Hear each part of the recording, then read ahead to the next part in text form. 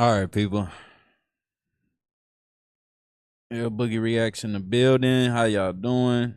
Man, I wasn't gonna go live, but I got some business I gotta take care of tonight. But we're gonna stick to the live for a minute.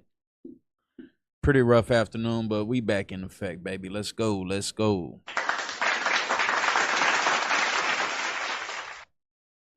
Live and direct with it.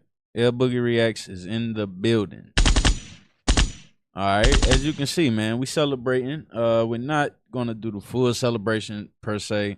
We're just trying to get some content going, man. So we're gonna react to this Joe Rogan on FCC. I haven't really been watching Joe Rogan lately, and that's not any shade to him. I just, really haven't been into listening to that, the full form content like that per se. But we still rock with, Rogan for the most part.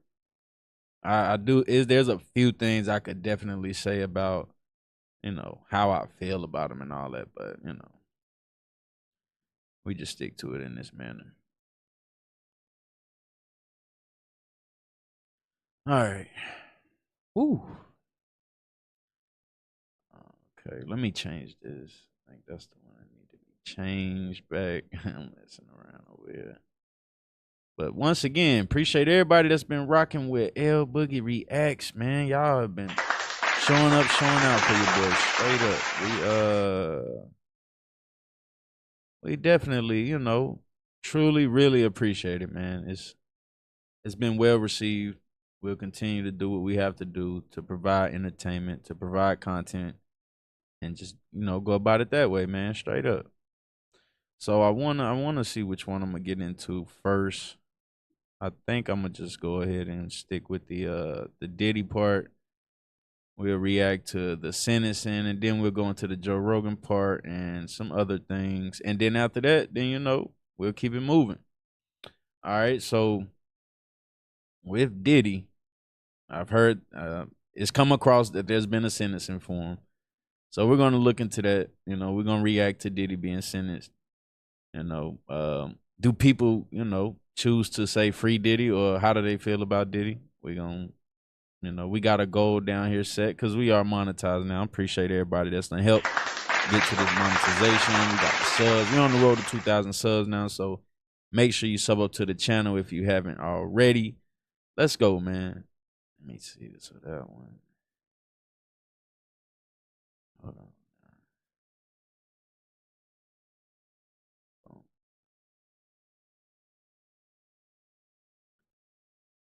Bring this over here a little bit. There we go. All right. So Joe Rogan backlash from the far left. What the F is wrong with us? And then we got this breaking news. Sean Diddy Combs learns his fate. This is coming from Fox News. The credit for the audio and the video. All right, let's go, people. Fair use. This is for education and entertainment purposes only.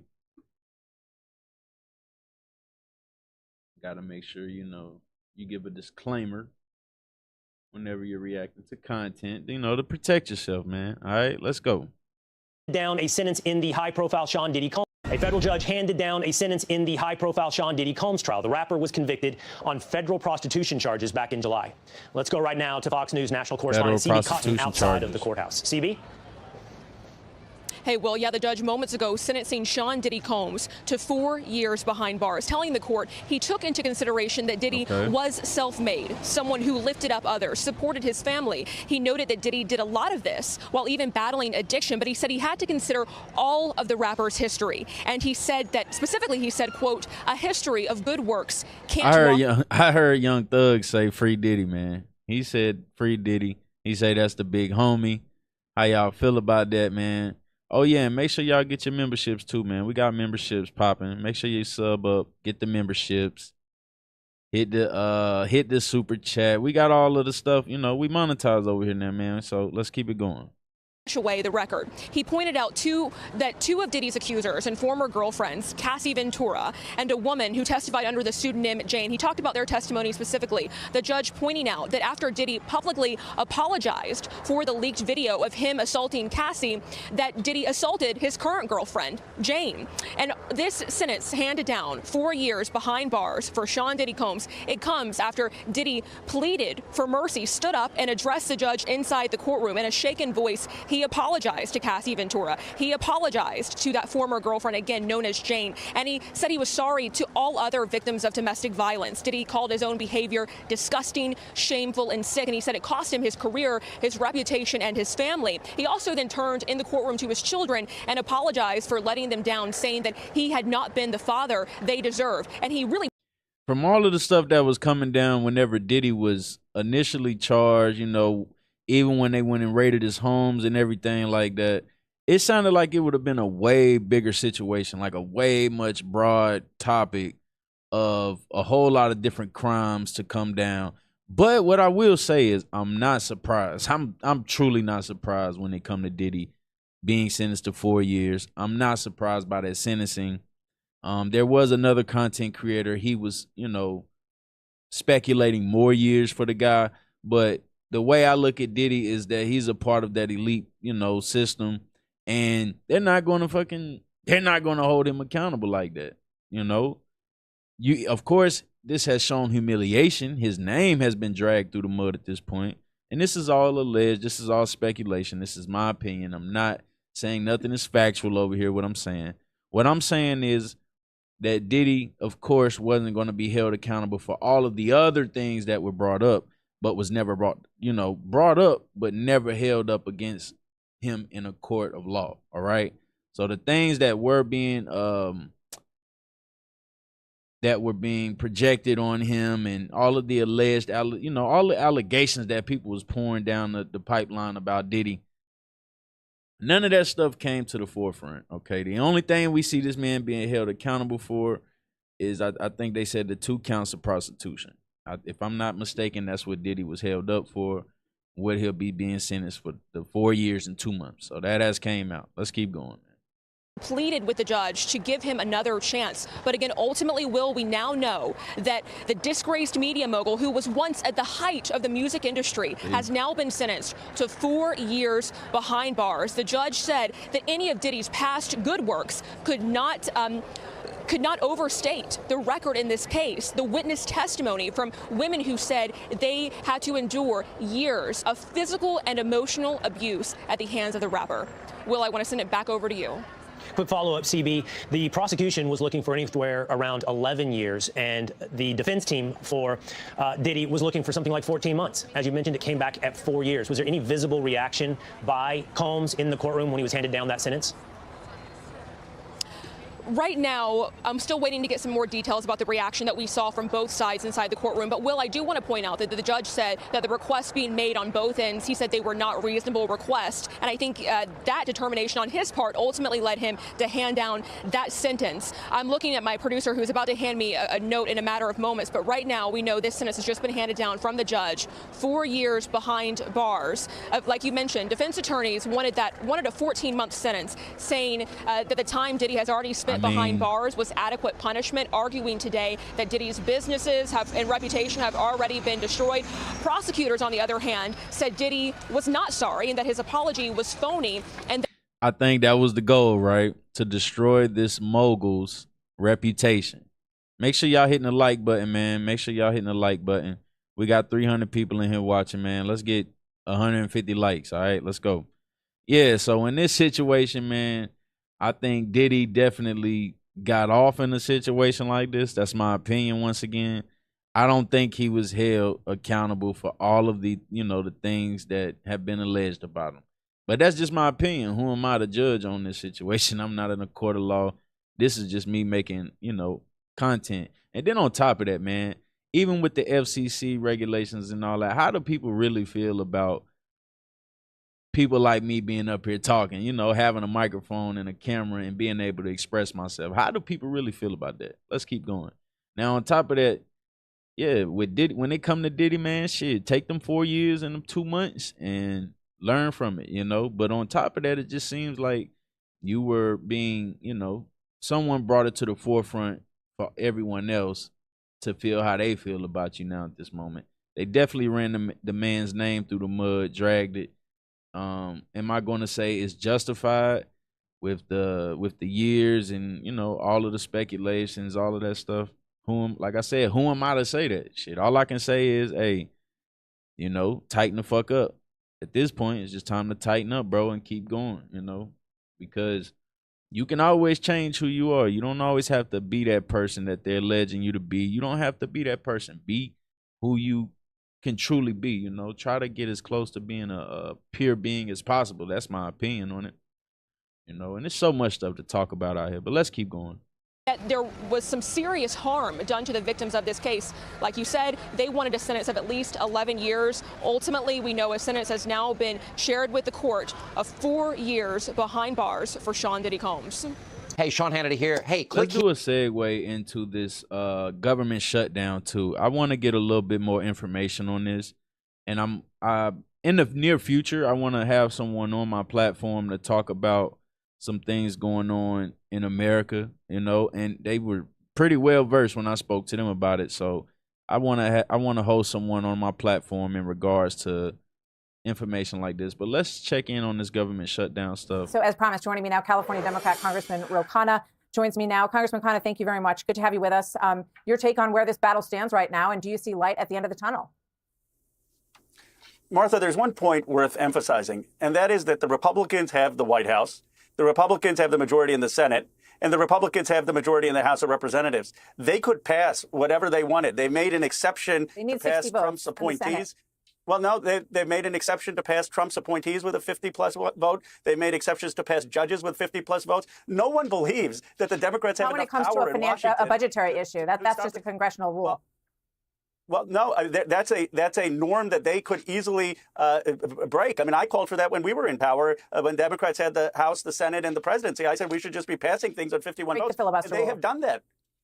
Yes. And that would make this country function and govern. And they could get the government open tomorrow. Now, what they want is they want Democrats to vote for something. And if they want Democrats to vote for something, we're saying very simply, you're going to double the premiums for 24 million Americans if you don't extend the tax credits for health care. You've given $4 trillion in tax breaks, mostly for the billionaires in my district, and we can't vote for that. We want to make sure. You know what's funny, though, about this whole political thing?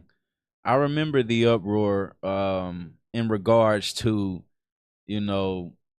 saving the government money, right? And remember there was a conversation, I don't know if it was, if it was just all talk or if there was any truth to it at all about, making sure that every American would get some type of relief based on them saving money from the government. Remember when Elon Musk and Donald Trump was doing all of this stuff in the White House, where Elon was a part of some of the press conferences that was being held at the White House, and nothing came out of that, right? It was something like $5,000 or something like that, if I'm not mistaken, when Elon Musk and Donald Trump were in the White House.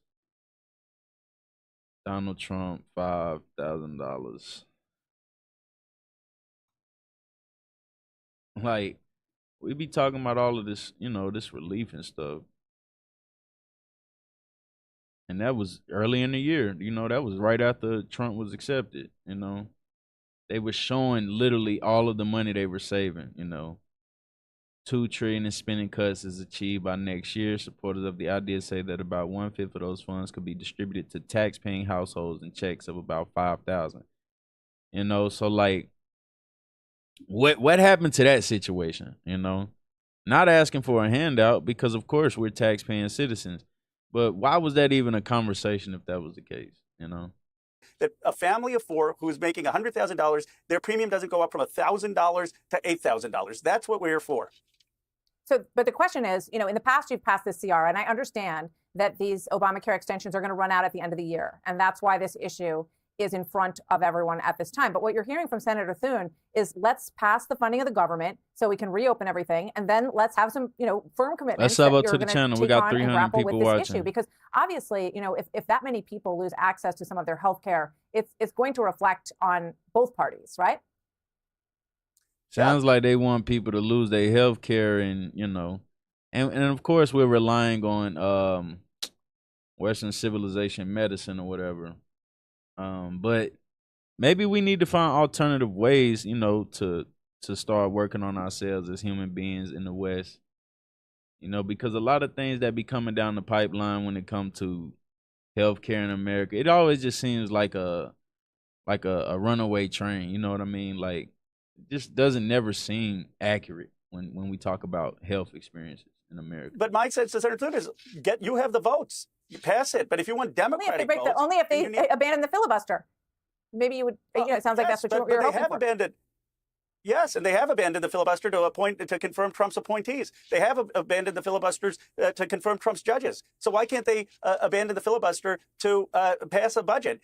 Now they want Democratic votes. Well, Democrats aren't going to go along with tax breaks for billionaires while 24 million Americans have their premiums go up, almost double. And we're not going to go along with the Medicaid cuts. If you want to get the votes, there's no one in America, Martha, who believes that the Democrats are in charge. I mean, Donald Trump has been so successful. He brags about his big victories in the House and the Senate. Everyone knows that he's controlling government. In fact, too much. So the argument to blame Democrats, that was plausible maybe in his first term when Nancy Pelosi was speaker. When you have Johnson, Thune, and Trump, no one in America believes it. He can get this open tomorrow. And if he wants Democrats' votes, he should get health care.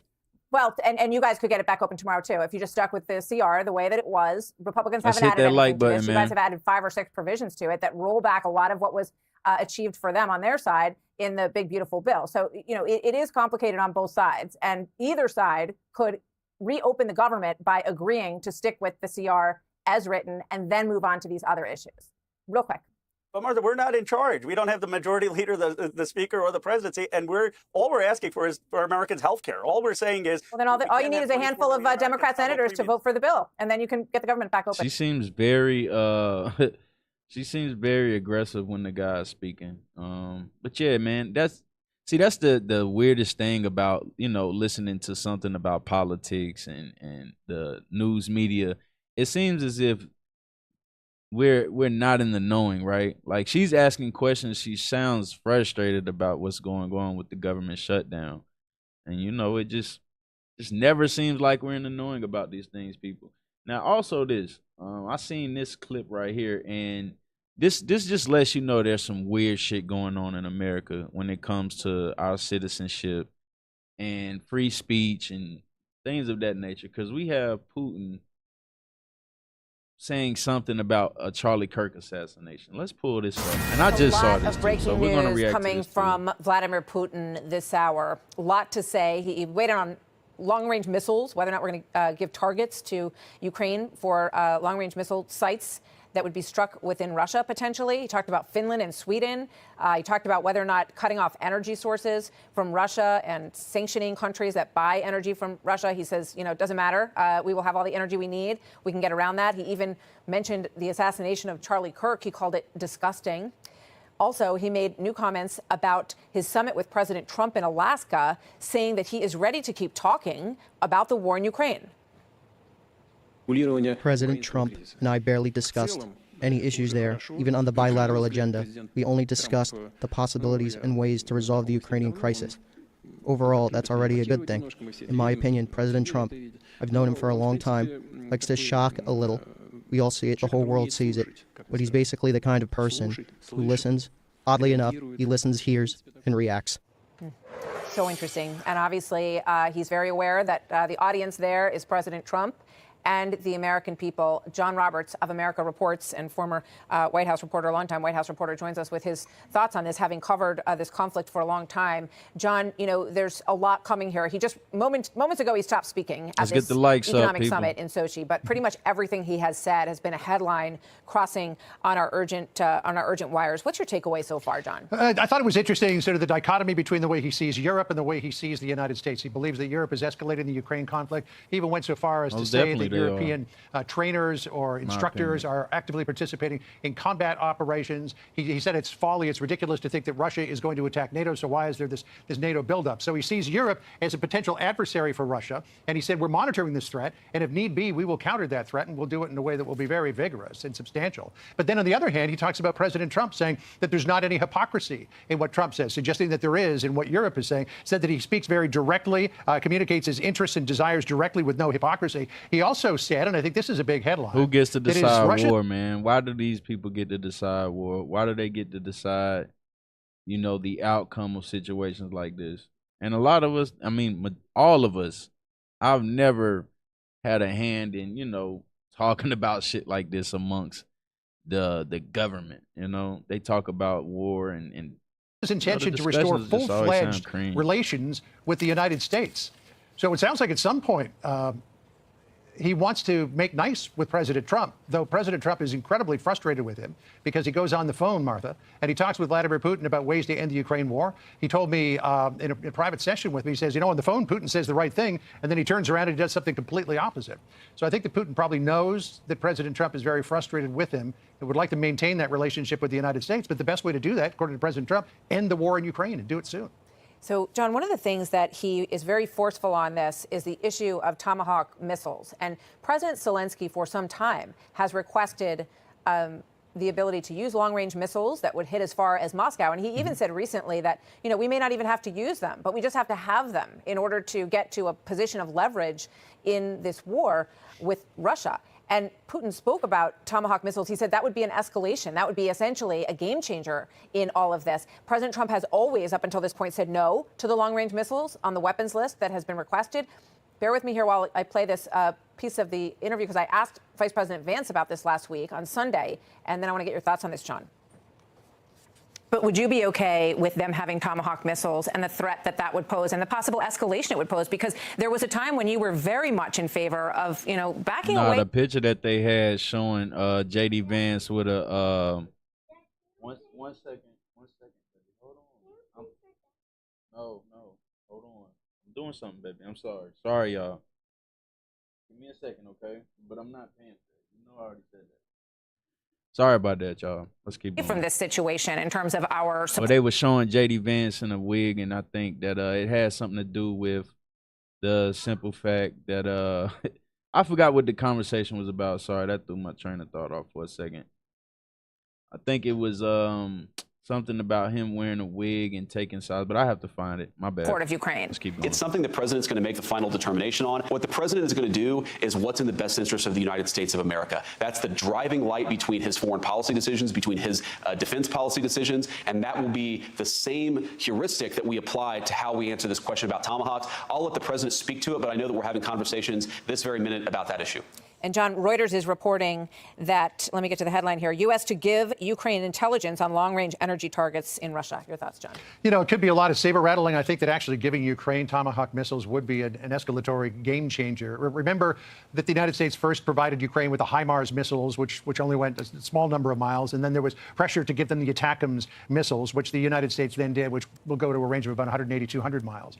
But to give them missiles that could reach deep into the heart of Moscow itself, with the tremendous amount of force, 1,000 or 2,000 pound warheads, I think would be a game changer that President Trump probably wouldn't want to actually proceed on. But just the threat of it might be enough to move Putin. So it could be a little game of cat and mouse here. Nothing more than sort of that thought. Don't have any inside information, but I just don't know how you give Ukraine missiles with that power that could hit deep into the heart of the Russian power structure. Well, we know that President Trump has been very aggravated, to say the least, in terms of what you spoke about, John, that he would get assurances from Putin. And then not only did we see deadly attacks in Kyiv, killing people in the middle of the city in places that had not been struck before in the war, but then you've got these incursions of drones and in some cases fighter jets flying over NATO countries in NATO airspace. And here's what Putin said about that. The hysteria about Russian drones in Europe is contrived to distract from the problems in the West. Thoughts on that one, John? Sounds like typical Putin speak. Yeah. I mean, you know, if you are sending drones and other aircraft into sovereign airspace as a provocative move, and then you say, oh, I don't know what they're talking about because none of that makes any sense, and they're just, you know, engaging in hysterical talk. That's just classic Putin. He issues a provocation or he conducts a provocation, then he tries to put the blame on the nation that he's provoking. So President Trump said in the Oval Office that he believes that if Russia were to send fighter jets into sovereign territory of NATO nations, that they should shoot them down. That's right. And depending on the circumstances. You know what I heard someone say? They were talking about how, like, basically, the people surrounding America, you know, they talk about the West so much, but they're saying that they're, you know, kind of fed up with the talking points of the left and the right based on how they're approaching things, because there's things that we can't see, obviously, right? So there are multiple, you know, allegations and conspiracies about Europe being involved and just toying with the American people when it comes to approaching these types of situations, right? Let's keep going. All right, let's get into this Joe Rogan, man. Just really pissed off MAGA with his opinion on the Jimmy Kimmel stuff. Now, Donald Trump and Brendan Carr, the chairman of the FCC, has maintained that they have nothing to do with ABC taking Jimmy Kimmel off air, and that Jimmy Kimmel was taken off air strictly because of his ratings and pissing off people with his opening monologue. Now, a lot of people have called BS on that. This is credited to Poetic Flacco. Joe Rogan may just be the most popular voice, the loudest voice, who has called BS on the narrative that Donald Trump or Brendan Carr has nothing to do with this. Joe Rogan would describe the Jimmy Kimmel situation as violently disturbing and as an attack on free speech. Jimmy Kimmel situation that is happening right now. Yeah, wild. Very wild. Okay, first of all, the FCC is, you have to have a license to broadcast, which is kind of crazy when you think about what that means now. First of all, I definitely don't think that the government should be involved ever in dictating what a comedian can or cannot say in a monologue. That's crazy. It's crazy. Most definitely, right? So this has always been a heavy topic of discussion right here. You know, the comedians, they from my understanding, a comedian was always used as a political standpoint in a country, or you know, from my understanding, to you know, provide some relief, some comic relief when things of heavy nature, you know, could affect the way the citizens of that country react to it, right? So in a situation like this with the comedians, because I've listened to Joe Rogan and a lot of his colleagues a lot about how they don't like to be censored when they're speaking because they're only speaking, right? But, you know, and they always say, like, you know, words should never hurt a person, you know, sticks and stones do, right? Which means that you could be violent with a person physically, but if you're just speaking to them, you're just talking to them, then you should never be able to hurt a person. But on the other end, we notice and we always see how the words of people get, you know, censored.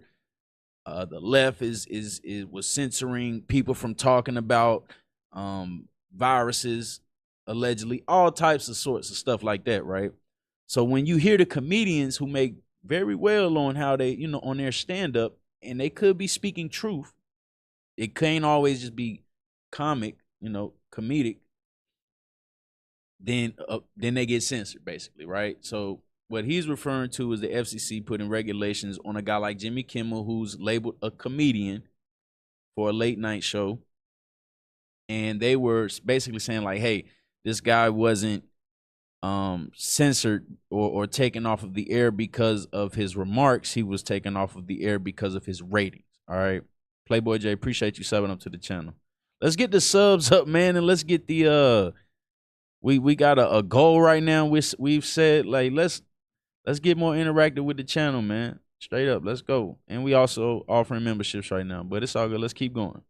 Now, if the problem is the companies, if they're being pressured by the government, so if that's real, and if people on the right are like, yeah, go get them, oh my God, you're crazy. I still consider Joe Rogan a moderate. Joe Rogan, being a redheaded stepchild of the left for possibly a decade, kind of veered him in the direction of the right. But I don't feel like Joe Rogan being labeled as like a far right-wing extremist is still accurate. I think it's unfair. I don't think Joe Rogan is far right, nor is he far left anymore, because, you know, he was treated like the redheaded stepchild. And because he's a moderate, I think his words kind of have a little bit more weight, or at least it's being treated as that, right? People are online treating it as that because he's super popular and he's a moderate, right? So he don't really have a side. He's just calling it how he sees it. And this is sacrilegious to MAGA, because MAGA right now is... I think people just want to make their money, and they don't want to be toyed with when it comes to how they, you know, speak. because basically what be happening is someone could potentially, allegedly threaten you, you know, with saying, hey, we could take that money from up under you, you know. So people that make well, like I said, they rich or whatever the case may be, they don't want to be bothered when it comes to how they make their decisions on functioning in a country. But as we can always tell, there's someone pulling the strings on us all when it comes to money. That's how it always comes off to me. That's just me reacting to what I'm hearing and what I understand about conversation. Megan Storm, not shout going out to for you. it. They swearing up. Hey, Trump has nothing to do with this. Cut it out. Jimmy Kimmel, Stephen Colbert, all of Donald Trump, and they're being fired because their ratings is bad. It's not because they're calling out Donald Trump. No, because the ratings is bad. Cut it out. So Joe's saying this to his MAGA audience. And it can't be something like that, right? Because you have the freedom of speech to speak out against your government in a time where you don't agree with something like that. If I'm not mistaken, that's the First Amendment right in America, the freedom of speech.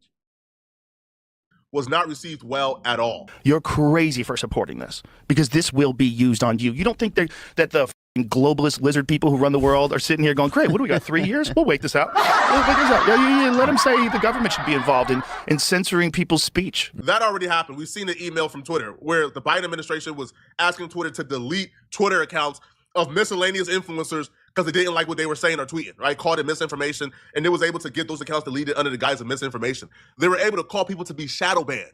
Google put out a statement where it says, yo, under pressure from the Biden administration, we were forced to delete YouTube accounts. But they're working on a program to bring those accounts back under Trump.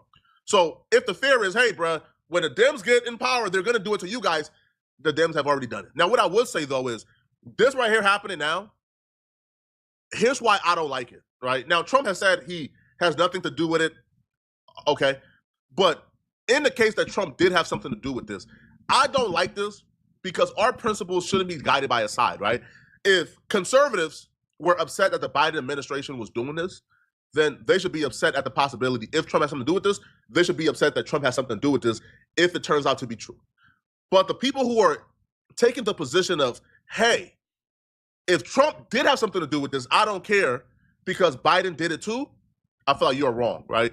Because well, it's pretty, I mean, it was pretty convenient at the time of what took place, the assassination, adding to the fact that Jimmy Kimmel was on live and he, you know, spoke about that situation alongside the president. You know, it's extreme. It's convenient that it happened at that time. It wasn't like it was announced before that even occurred. This was announced after those remarks about that situation. So that feels kind of like a throw off, you know, in my opinion. Because your values and your morals shouldn't have a side. I know conservatives are hopeful that there will never be another Democratic president again because the right got the power right now and the left is cooked. But sorry to tell you, man, things don't work like that. There will be another Democratic president. There will be another Democrat who takes office. And what you don't want to do is you don't want to grant the pathway to fascism. You don't want them to be able to attack free speech violently and then use the excuse of, I mean, hey, man, the conservatives were fine when Trump did it, so why can't we do it? Also, we got to call ABC to the carpet. ABC can't get away with being quiet. I'm sick and tired of sources, and having us guessing. If Trump and Brandon Carr attempted to assault free speech in this country, ABC have a duty to come out and put it on record. Yes, they called us. Yes, here's the correspondence. Here's the messages. Here's the emails. They did it. They threatened us to take him off air. If that's what happened, ABC has a duty to put that out. But if that's not what happened, as Trump is saying is not what happened, then we should stop accusing him. But until ABC comes out and put it on the carpet, there's no way we would know, right? Because you can't really trust sources, especially in this climate, bro, where everybody has an agenda and a side. Yeah. Let them support that. Let these dumb because Jimmy Kimmel's a leftist. Let these dumbasses think it's a good idea, and we should celebrate that. That's the most. Okay, let me play that back right there. Shout out to Professional Procrastinator. Appreciate that. Thank you for that $50 for that $50 cash up. I mean cash. For that super chat. Thank you so much. Let me play that back. I gotta turn my alerts on so y'all can hear it, man. Let me turn that on. Sorry about that. I want y'all to hear that. I rarely get one of those, and that's my first time getting a super chat. So let me run that back, man. Let's go. Let's go. Appreciate that.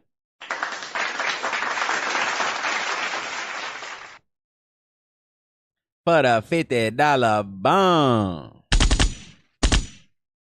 For the $50 bomb. All right, where is it at? I think I have to go. All right, here we go. Let me turn them alerts back on. Let's play that one again. I need money. Yes, Lord. And shout out to the new subs and the that we just got as well. Let's play this back a little bit. Everybody has an agenda in the side. Yeah. Let them support that. Let these dumb because Jimmy Kimmel's a leftist. Let these dumbasses think it's a good idea, and we should celebrate. That's the most toxic I keep seeing online when people are like, "Yeah, shut him down." So going back to this Jimmy Kimmel thing, there's a lot going on with this. Do you know him, by the way, or yes, no? He's a good guy. Jimmy's a good guy. He's a smart guy. He's a funny guy. He was always very funny on when he did that Windy City Heat thing. I love that. It's such a good movie. I think he tried to distance himself from that. Oh, big time. He's like very, very, very successful because it's a 25-year prank. What's his name? Perry Farrell? Yeah. No, let's not mention him. Okay. Because I know. Let's just have people go find it when he Heat. But you see that and you go, oh, that's the same guy. Yeah. Well, so one thing that does happen to guys as they get older is, they soften their ways and they change who they are and they change how they interface with the world and then if you're in Hollywood, you're also addicted to an ideology, and it depends on what kind of style you have. So if you have a funny, mocking style that is like satirical, that's always making fun of things tongue in cheek, like Norm Macdonald, perfect example. Norm Macdonald, even if he's making fun of you, is not going to piss you off to the point where you tweet about him, because if you do, he kind of won. He kind of got you. You know what I mean? So it's like Kimmel has this sort of go f yourself style. Well, because kind of ironically, he celebrated in his monologue when Tucker Carlson got fired. Appreciate you, Genesis. It's kind of a problem. Yeah. It's also kind of a problem that he, in his monologue, talked about how it was the right thing to fire Roseanne. Yeah, I remember that. A little bit of a problem. Yeah. Not a good look that Jimmy Kimmel celebrated Tucker Carlson being fired, but I do think it's a false equivalency. Tucker Carlson, I don't believe he was fired for free speech. I think Tucker Carlson was fired. Now, maybe I'm doing the thing that like Joe Rogan is accusing MAGA of doing, which is like creating these like pockets for plausible deniability for Trump. But I do believe that Tucker Carlson was fired after the Dominion lawsuit, because I think he cost like Fox News like $700 million in like a settlement. And then he was also facing another lawsuit for, I think, like a producer, Abby Goldsberg, where she accused Tucker Carlson of sexism and discrimination in the workplace. So if he was fired for those reasons, I think Jimmy Kimmel may have a right to celebrate it because he wasn't fired for an attack for free speech. Now, Roseanne, I think, is another story. Jimmy Kimmel, I think, was kind of wrong for that. I do believe like Roseanne was fired and it wasn't an attack for free speech in her regard. So yeah, Jimmy Kimmel did somewhat contribute to this climate. He did contribute, to like celebrating this, and apparently he didn't care about free speech until it hit him.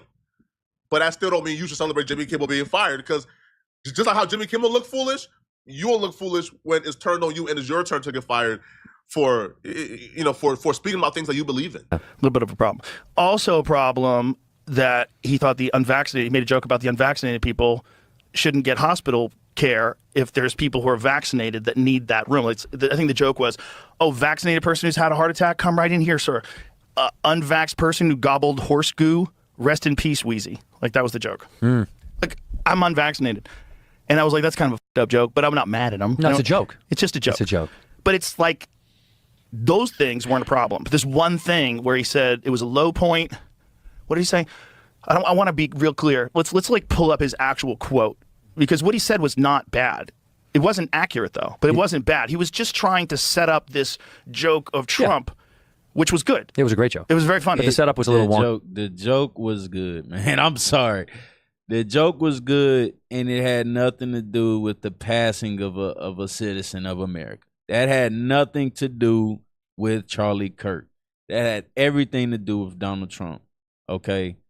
If his ratings were tanked, whatever the case, however they word it, and I know they like to word it, differently. But even in that situation, it's like, come on, man. Now, y'all know that had nothing to do with Charlie Kirk. That had everything to do with our president. Okay. Yeah, I do remember But it was listening also to it. like it's like a. This where I kind of disagree with Joe. I think it was really bad. Like, I don't believe Jimmy Kimmel should be fired. I don't think the joke was bad enough to be fired. But I do believe when you say the shooter was a conservative or when you say the shooter was right-wing, I do think that's dangerous, right? Because all the facts will say the shooter was not conservative, was not. All right, I think he's going into his opinion. Let's pull this one up about because it's definitely about free. Natalie Bierman, appreciate you subbing up to the channel. And Nisbet, appreciate you subbing up to the channel. You can't treat him like any of the other niggas around here because he ain't like Ryan any of the Sherrill. other niggas around here. You got it? All right, let's keep it going, people. Yeah, for real.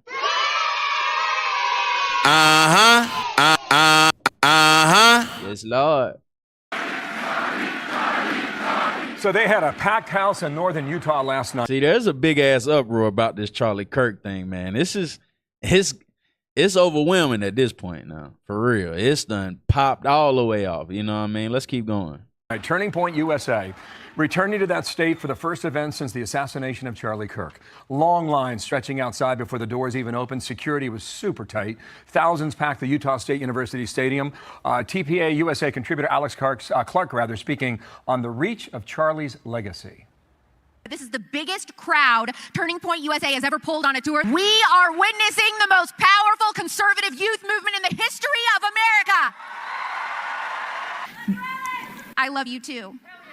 And you know, it was a speculation led allegedly to believe that this guy Tyler Robinson's family were far right conservatives or right, Republicans basically.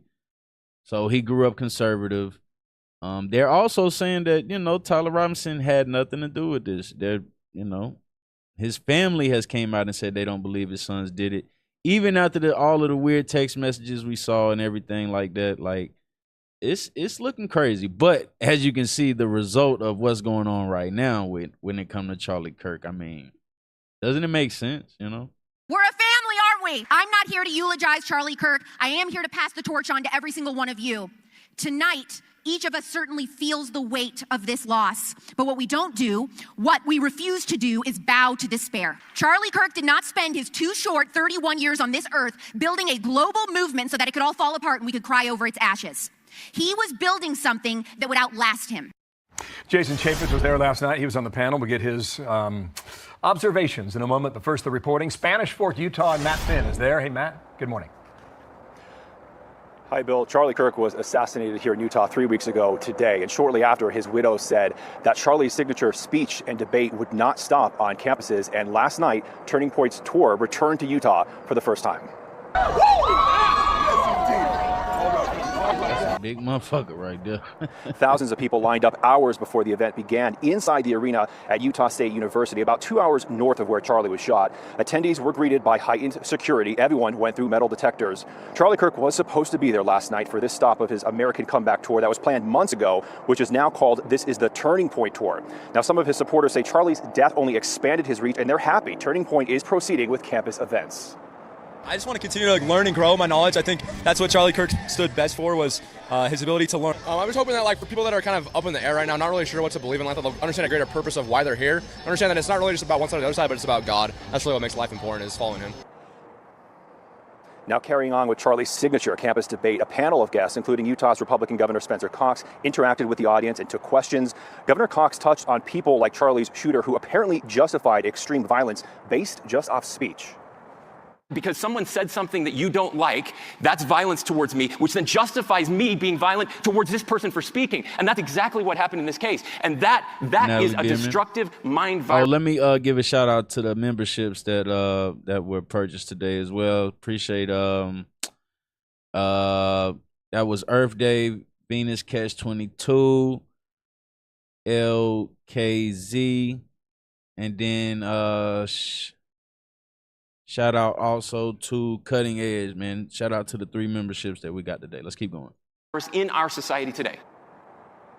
A few hours before last night's event, students were evacuated from one building on campus over a suspicious package. A bomb squad detonated the package that was deemed a non-explosive. And moving forward, Turning Point says it's not going to do outdoor events on campuses, at least for now, after Charlie was shot here from a roof. Back to you guys. All right, we're waiting through the It accusers. does make sense though. Like with all of the tension, all of the flare-ups of people getting, assassinated in public in a crowd full of people like that. Like, yeah, you got to be more mindful of how you're speaking, and that does kind of raise my antennas as well. Like, usually things like that are held in these arenas now, like even concerts. Like they don't even do concerts and shit that much no more outside. Majority of it's in a closed off area basically, like an arena or or like a stadium. You know what I mean? So like for them to be doing these rallies and stuff like that in areas where it's like open field, like people could just walk up and watch it and stuff, that does kind of raise my antennas a little bit. Let's keep going. Back in court this time in front of a judge, not virtual, I understand. Matt Finn, thank you. Spanish Fork from yesterday. Dana. And Jason Chaffetz also spoke at the event last night. He gave an emotional account of a phone call that he had with President Trump after witnessing Charlie Kirk get shot. At the end of the conversation, I said, Mr. President, how are you doing? You knew Charlie? He said, yeah, this one really hurts. He said, I don't know that I would be the President of the United States without Charlie Kirk. That's true. I really don't know. I know that Charlie was such a good friend, so inspirational, and did more for people under the age of 30 than anybody I've ever seen in our lifetime, and I hope that continues. It's so exhilarating to see so many people here. Just grab hold of that mantle and keep going. Don't ever slow down.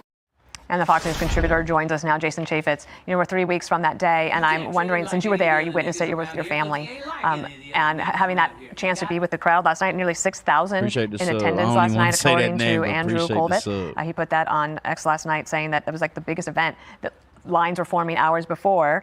I'm sure that might not be a surprise to you, but I wonder about your observations since then. Well, it's not even an election year. I've never seen so many people. Now, this says Joe Rogan goes off on far left. What the fuck is wrong with us? Under the age of 30, fired up and engaged and involved with politics. And when we talked about religion and faith and family and love of country, they cheered. I mean, that's so refreshing. That's something that Charlie was bringing out of the young people. And I tell you, that crowd was probably 90+% under the age of 30. And they're fired up. They're excited. And it fires you up, too. It was very exhilarating. It could have gone on for hours more, but it was really neat to see. It was really great for the community and inspirational. It's a great school. I was going to say, my dad actually did a graduate work there at Utah State, and Logan is a great town. Yeah, good stuff there. Jason, you said last night when speech becomes violent, these people need to be arrested. And I want to play you a clip from Joe Rogan's podcast. He kind of went off. This was yesterday with Rogan. And so, like, even with that being said right there, like, when speech becomes violent, then you need to be arrested. What type of speech are we referring to? Because there's two types of speech. A person can say, hey, I want to, or they can say, hey, I am going to, right? It could be a thought, or it could be something that you're conjuring up, like, premeditated type deal. But what type of conversation are we having when we're having that type of talk? Because it gets too into like sounding like people want to, take things away from you. You can't, it's like you're being censored on everything you're trying to say. Like, I can't express myself about anything when it pertains to a public figure per se. Like, some things just don't be sounding too, Okay.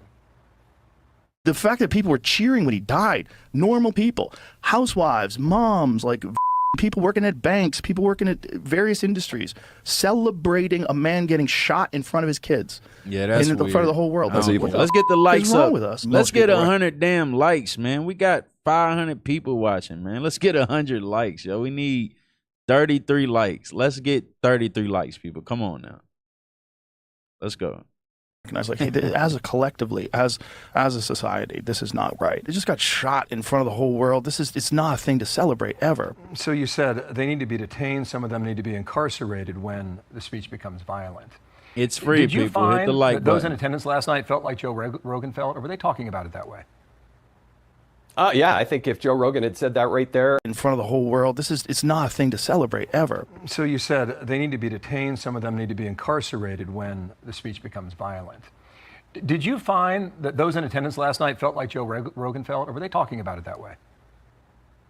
Yeah, I think if Joe Rogan had said that right there, everybody would cheer, because it's exactly right. Everybody's seen vile talk and aggressive talk online. I mean, social media is omnipresent, but there's a difference when you actually advocate for violence. And what's not happening at the federal, state, and local level is people are not being called out, but they're not being detained. I think they should be prosecuted. If you started making examples of some of these people, I mean, you're in the public eye, I'm in the public eye. Just because you're a member of Congress doesn't mean you should daily be on the receiving end of death threats. I can only point in my time to one instance where somebody was arrested and actually sentenced to jail in Florida for saying he was going to kill me. But imagine how often this happens to Trump and the cabinet and members of Congress and local leaders. It needs to stop, and there needs to be a more aggressive posture in enforcing that law. That steps over the line. Jason, can I ask you about this? Because the Anti-Defamation League retired the extremist group glossary that included Turning Point USA. We have the headline here. Anti-Defamation League retires glossary of extremist groups after backlash for including Turning Point USA. They had said that he promoted Christian nationalism, and now that phrase is not there any longer. Yeah, well, you know what? Charlie proudly wore on his sleeve, and I think the 6,000 people that were there last night in northern Utah, they believe in Jesus Christ. They believe in Christian values. And you don't have to be a Christian. You can be Jewish. You can be you can be a Buddhist, for goodness sake. But if you believe in something as opposed to nihilism, which is affecting the left, then that's actually productive, I think, for the country. Believe it. Charlie referred to it as your journey of faith. And we're all going through that at some degree. But the people that have nihilism, that don't believe in anything, those are the people that we really need to worry about. Thanks, Jason. Thanks for being there last night and sharing your reaction with us today. Nice to see you. I'm Steve Doocy. I'm Brian Kilmeade. And I'm Ainsley Earhart. I really don't know how I feel about that, because it can be spun in any manner for them to be just trying to censor people even further. Should be taken seriously, not just political figures. You said hate speech. Everyone should be taken seriously, not just political figures.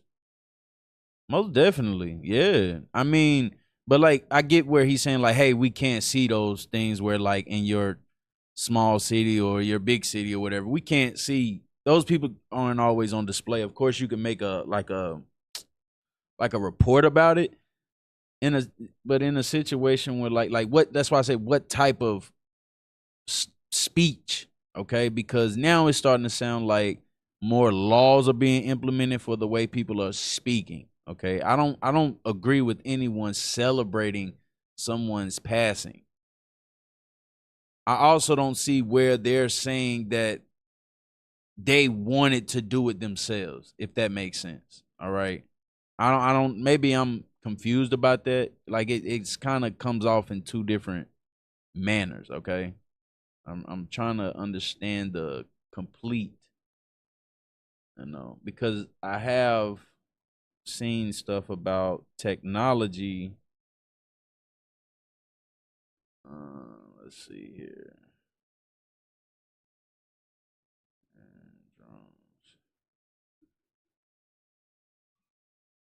Let me see if I can pull this up, because what's that guy's name?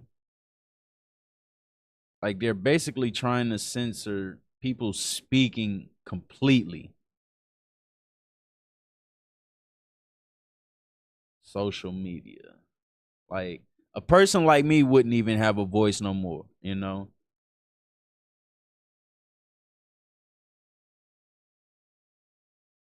The weapons change over time.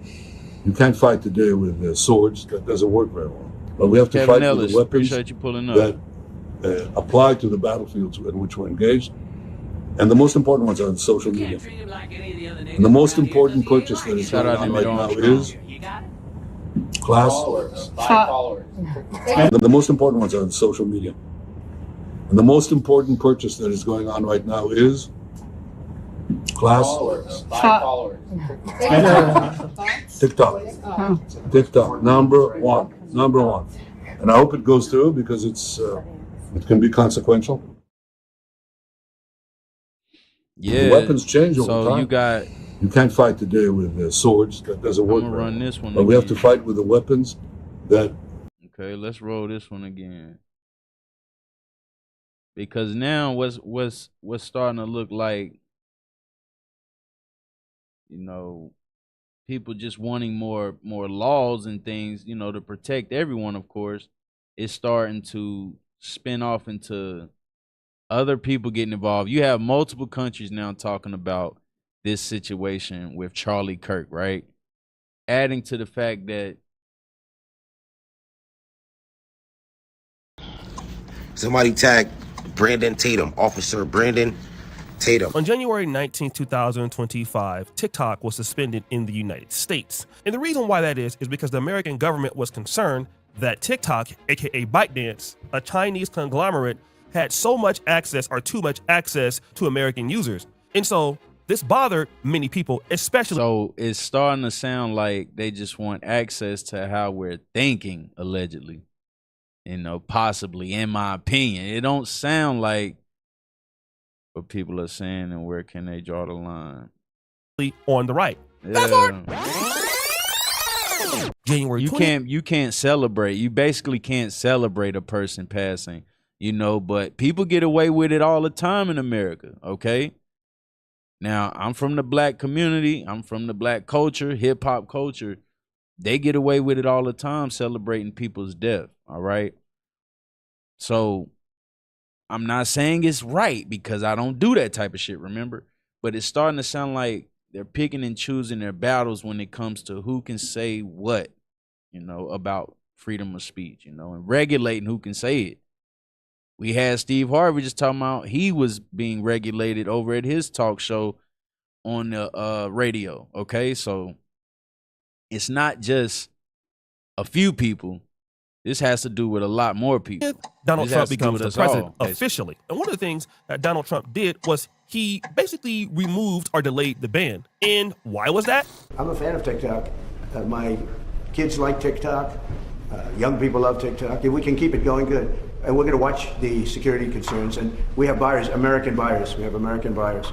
And I haven't spoken to President Xi about it. At the right time when we're set, I'll do it. Let's get 100 likes. In the meantime, until the complexity of things work out, we just extend a little bit longer. Oh, Trump here is saying he's a fan of TikTok. And, you know, he wants to delay the sale because he wants to talk to the Chinese president. He wants to find a way for TikTok to sell its American version to American buyers. On the surface, it sounds great that TikTok is being sold to Americans. But wait, I'll come back to that. Fast forward. We'll come back to the whole situation with TikTok later. Let's talk about Brandon Tatum. Officer Tatum is a so-called black conservative. Larry Ellison, he's a billionaire. Eventually, TikTok did get sold to an American company. That company is owned by Oracle. And the person that owns Oracle is Larry Ellison. He's a billionaire who is Jewish. And so when TikTok got sold to Oracle, guess what happened? And the algorithm, I know this is a question many of you have had, will be secured, retrained, and operated in the United States outside of ByteDance's control. Did you guys hear that? The algorithm will be retrained? Now, they did mention that while the algorithm will be retrained, you'll still be able to see other videos from TikTok across the world. Right. But the United States algorithm will be retrained. So that's one of those things I feel like they're trying to, you know, shift differently, you know, like, oh no, we no longer want to allow freedom of speech in America against, you know, basically the First Amendment, from what I'm reading right here. Congress shall make no law respecting an establishment of religion or prohibiting the free exercise thereof or abridging the freedom of speech or of the press or the right of the people peaceably to assemble and to petition the government for a redress of grievances. Okay, so you can speak out. You can speak against your government if you feel as if they're, you know, like when it comes to these laws, when it comes to how the rights get drawn up. Okay, you got it. Like we have the right to speak out against that, especially when we see things that we don't like. So a lot of times when that's happening in front of us, people are speaking out. People go lot. You people have the rights to speak out. Say what? Under the control, you know, we're speaking out against our government. And Larry Ellison likes control a lot. He's talked about it in the past. Your body cams will be transmitting that. The police will be on their best behavior because we're constantly recording, watching and recording everything that's going on. Russell Red in the building. Appreciate you with that 50. Salute to my young player Boogie with the hoodie. Congrats on monetization. And as the saying goes, nigga, we made it. Hey, nigga, we made it. Let's go. Citizens will be on their best behavior because I'm just reacting TV. Shout out to you. Everything that's going on. So here he's talking about the future of AI. He wants to control, or AI will control let's go back everything. Be on their best behavior. Listen what they're saying, people. Let's and Larry listen. Ellison likes Controlling the way we talking. He's talked about it in the past. Your body cams will be transmitting that. The police will be on their best behavior because we're constantly recording, watching and recording everything that's going on. Citizens will be on their best behavior because we're constantly recording and reporting everything that's going on. So here, man, I was watching that movie Megan 2.0 last night. Oh my God, yo, that Megan 2.0 movie. That movie kind of had me feeling some kind of way, bro. I was feeling some kind of way watching that movie. Like, they started going into so many different things that we're seeing going on in America right now, whether it comes to the artificial intelligence. I wish I could pull up, like, the trailer and talk about it, you know, but I ain't even going to try it. But that was some pretty sick, seriously crazy shit to listen to, yo, and watch. That was a crazy movie. It was basically it was pretty good, man. I'm not gonna lie. I think I fell asleep like halfway through it because it was just late and I just crashed. But it definitely sparked my attention. It didn't seem nothing like a scary movie, you know, because it had it kind of came off like a scary movie when the first one came out. Like, yo, this is creepy. Like almost like Chucky, right? But nah, it's like this is like Chucky times 100. Like, it's just way different. And, you know, they kind of go into, it kind of goes into conspiracy for me. Like, it kind of go into conspiracy. It goes into artificial intelligence. It breaks down how everything can be controlled through coding, like a software or a program or something like that. Like, it's deep, basically. Talking about the future of AI. He wants to control, or even like with YouTube, right? Like, the algorithm, you heard what they're saying, they're retraining it. They can process it to make it do whatever they want it to do, basically, you know, allegedly. And I don't mean it like that, YouTube. What I'm saying is there is programmed. It's a software, it's coding, it has its commands, basically, that are kicked out into the system, and now it knows exactly basically what you're doing. We're all being observed, basically. In a way, you know, allegedly. I'll say allegedly. Let's keep going. AI will control everything, all interactions.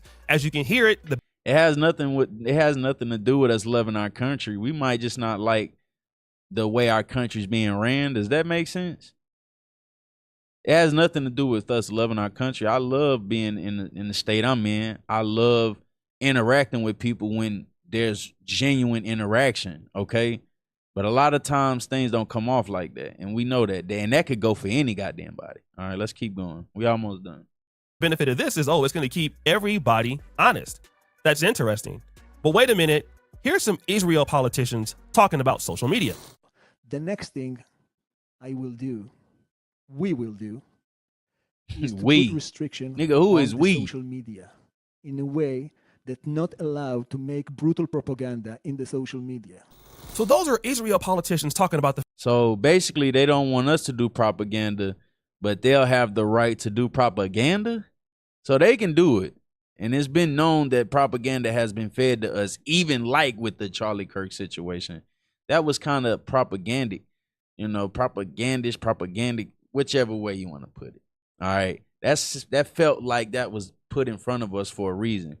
Even when I saw the stuff that happened in Charlotte, you know, I seen some clips behind the scenes about that, and that was weird, you know, because the picture I looked at had everything to do with those two people acting out a plot, allegedly. Okay, so I don't know, you know, they said that the lady had already lived 2 lives. Let's keep going. The fact that social media needs to be controlled. Wait a minute, we're going down a rabbit hole here. And then you get conservatives that are on the extreme right that are not happy about this at all. The American president has to stand up to this tiny country. You know, for all people say, oh, you think they run the world, they're so tiny. The American president has to stand up to them. and say, you are going to stop right now, and you're going to obey. And if you don't, then we're going to pull the plug. I said it last night. Let's watch it is past time for that to happen. Chat, bro. But would you like to know why the American president can't do that? It's because they control our system. That's Nick Fuentes complaining about the fact that... I ain't trying to control what you saying, bro, but just, you know, we just getting up here where we making it, bro. Chill. You got to chill with that shit. I only gave you 10 seconds. Let's keep going. Some country controls our system. Now, he doesn't say that country by name, but it can be inferred on who he's referring to. But wait, guys, there's more. Fast forward. Like it or not, Netanyahu doesn't really waste time. He tells it how he feels it. He's not passive aggressive with what he's trying to do. He wants you to understand his game plan, what's going on, and this is how he wants to attack it. Now, he understands that Israel is not so liked in America by certain people right now, and his plan to combat it is unique. And what we have to do is we have to secure that part of the base of our support in the United States. That is being challenged. Okay, that was the talking point I heard earlier. That the left and the right are starting to see the tactics that the small hats in this country are using, basically. I'm not going to say the names, but you can see it. We're all kind of censored in some kind of way. So of course I'm gonna watch the way I talk. I've seen things where you can't even talk about a certain war that's taking place right now. And I've seen that on Google. So we're going to refrain from doing that. But on top of that, as you can see right here, what I'm showing in front of me, that the left and the right are getting tired of the tactics that are being used by this state. It has nothing to do with the citizens. It has nothing to do with the everyday people, just like in America, right? We're not in the knowing of what's going on all the time. We only can get what the news provides us, okay? So take it with a grain of salt, people. Let's keep going. Systematically. A lot of this is done with money. Money of NGOs, vast. Money of governments, vaster. Okay? We have to fight back. How do we fight back? Our influence. Oh, most definitely. I think you should also talk to them if you have a chance. Hell yeah. That community. They're very That's important. for real. And secondly, we're going to have to use the tools of battle. You know, the weapons change over time. You can't fight today with swords. That doesn't work very well. Okay? And you can't fight with cavalry. That doesn't work very well. And you have these. And that's another thing, you know, like they said, man, the next world wars, they might not even be fought on a battlefield, yo. They might not even be fought on a battlefield. It might have everything to do with it being considered a psychological war. All right? We're fighting these battles with social media and artificial intelligence right now. Those are the things I'm not even gonna lie, yo. Some of the stuff I've been seeing as of lately with social media and artificial intelligence, that shit's pretty spooky, yo. I was thinking about it yesterday, you know, like things operating in front of you that you can't even see with the naked eye. Radio waves being transmitted. That has everything to do with, you know, the things we see in front of us. So the people that, you know, want to understand where I'm kind of coming from, definitely go watch that movie, Megan 2.0, man. That movie showed a lot, man. Let's keep going. New things, you know, like drones, things like that. I won't get into that. But we have to fight with the weapons that apply to the battlefields in which we're engaged. And the most important ones are social media. He just said it. And the most important purchase that is going on right now is TikTok. Now, so listen to the last sentence he just said. He's telling you that there's a battle taking place, and where is it taking place at? On TikTok. Apply to the battlefields in which we're engaged. And the most important ones are social media. And the most important purchase that is going on right now is TikTok. TikTok. Number one. And I hope it goes through because it can be consequential. And the other one, what's the other one? That's most important. X. So wait a minute. Wow. This is Netanyahu saying that the main thing that they need to do is to control TikTok. And Twitter. He wants the deal to go through. And guess what? It did go through. So rewind. So Donald Trump the entire time wanted to get TikTok for an American buyer. But there was only one American buyer he wanted to really sell it to. It was Oracle. because Oracle is Jewish and Netanyahu. And somebody has a video that they're displaying right now. I really wish I could show that. Man, I'm gonna go over that person's video because I love his content, and we'll get to it like another day or something like that because he's live right now. But the title basically was about Trump selling out his country, basically. You know, it's a question. It's a speculation. All right, so I'm gonna say allegedly once again, just to protect myself.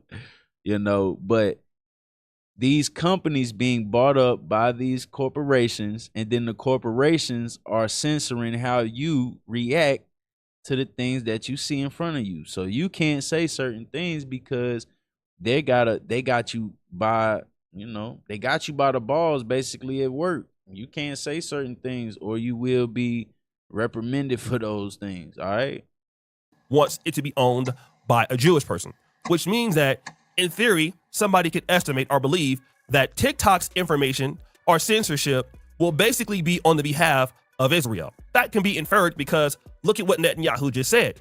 He is willing to pay not only to get TikTok if he needs to, but influencers. He's talking about they have paid influencers because the people who are anti-Israel have money that they're paying, so therefore he needs to pay. And guess who's one of the paid influencers for Israel?